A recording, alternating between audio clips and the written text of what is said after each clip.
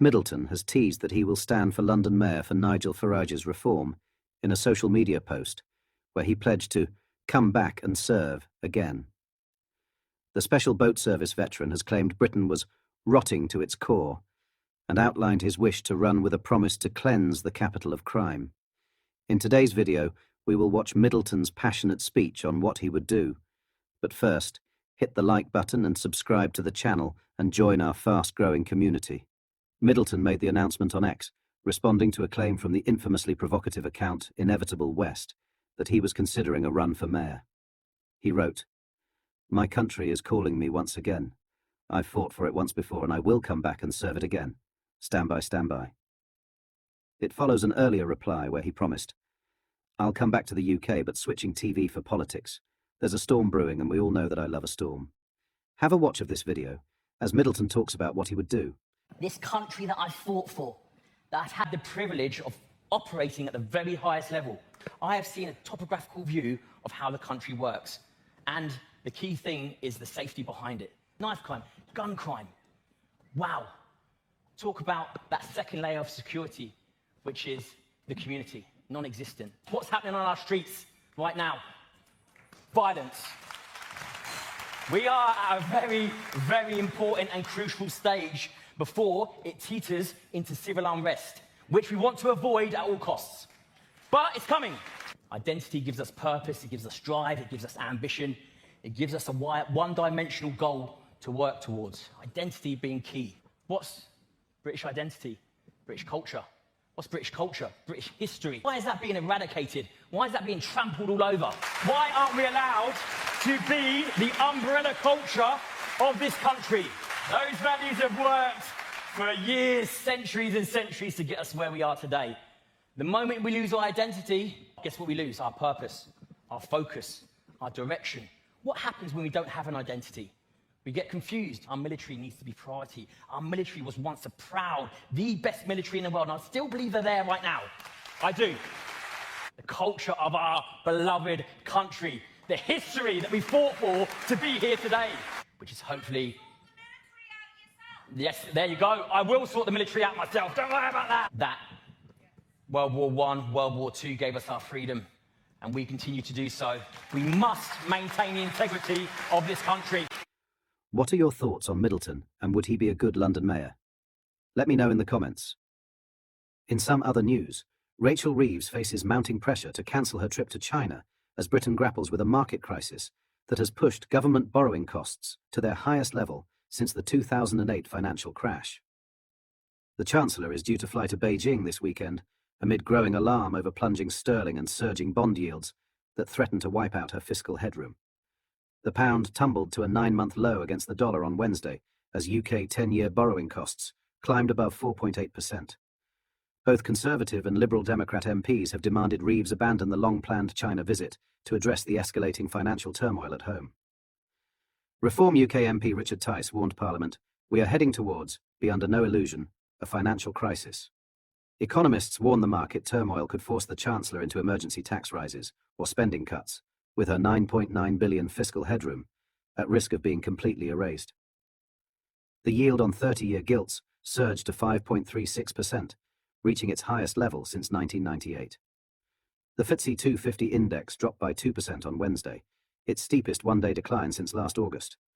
Brad Bechtel, global head of foreign exchange at Jefferies, said the UK was seeing a micro version of the 2022 bond market meltdown witnessed after Liz Truss's mini-budget. The pound seems to be reacting to gilts more and more, and that means we are spilling further and further into fiscal emergency territory, he warned. Shadow Chancellor Mel Stride led fierce criticism of Reeves in the Commons, demanding, "Where is the Chancellor?" It is a bitter regret that at this difficult time with these serious issues, she herself is nowhere to be seen. Former Treasury Minister Dame Harriet Baldwin accused Reeves of having fled to China rather than explain how she would help the UK's flatlining economy. Outside the chamber, Liberal Democrat leader Sir Ed Davey said Reeves should cancel her trip to China and make an emergency statement to Parliament. He said, "Instead of jetting off to China, the Chancellor should urgently come before the House of Commons to cancel her counterproductive jobs tax and set out a real plan for growth. The country is paying an ever higher price for the total mess the Conservative Party made of our economy, and the Chancellor needs to realise that she'll never dig us out of this hole without a far more ambitious plan to grow our economy, including rebuilding trade with Europe. Reform UK's Deputy Leader Richard Tice urged the government to ask Reeves to return from her ridiculous trip, given that the pound was almost collapsing. The Treasury defended Reeves's China visit, with Chief Secretary Darren Jones telling MPs he would not ask her to return from the important trade mission.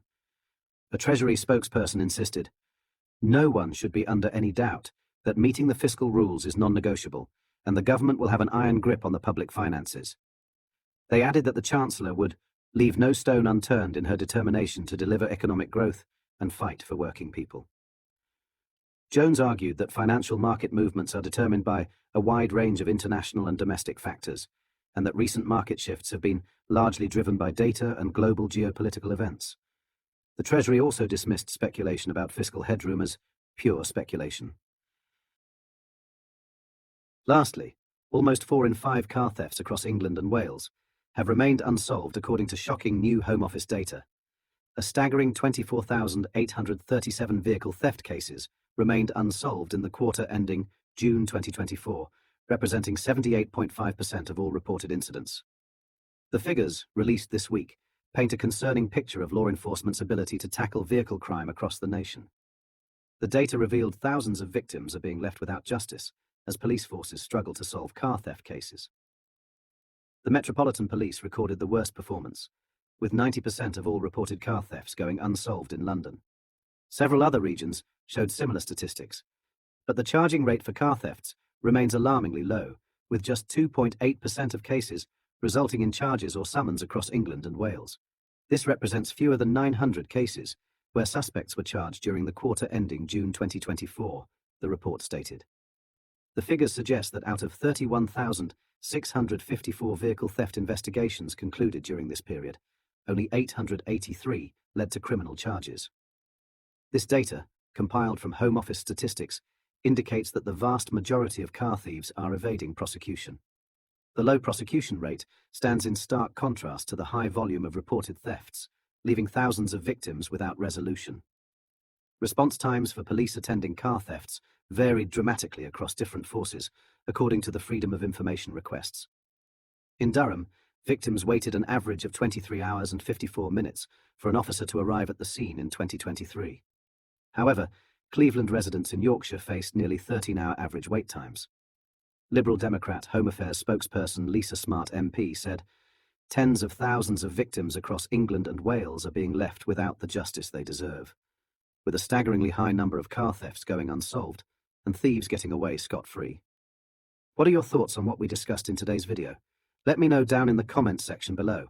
If you've not yet already, make sure you do drop a like on this video and subscribe to the channel for more British political content. Thank you, take care, goodbye.